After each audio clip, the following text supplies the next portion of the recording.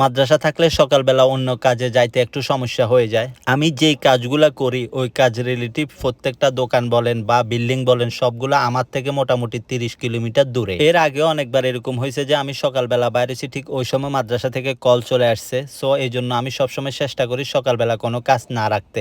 But আজকে বাধ্য হয়ে আমাকে বাইরেনো লাগতেছিল, বিল্ডিং এ কিছু কাজ পড়ে গেছে জরুরি। মাশাআল্লাহ এর মধ্যে বাইরের রঙের কাজও ধরে ফেলছি, বাট জিনিসপত্র এনে দেওয়ার পরেও আমি আসতে পারি না। আজকে রং করছি যে প্রায় 2 দিন হয়ে গেছে, এক ফাঁসের অর্ধেক করা শেষ, আরেকটুর জন্য বেজে আছি। পাশের বিল্ডিং এর লোকটাকে পাচ্ছি না, ওর ওইখানে সিগালা লাগানো লাগবে।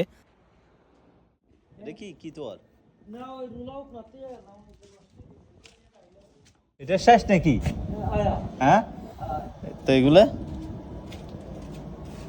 ও না, ইধর নামক বাকি ইধর দেখো পাঁচশো নি ইধর না হলে তোর আগে বাকি গুলো মিলে গেছে না ইধর এটা শেষ নেই। হ্যাঁ ওইটা বুড়িদের কথা কইছিলাম, এটা আছে 2 দিন এটা শক্ত টাকা লাগেছে না সাইকেল এরকম শক্ত।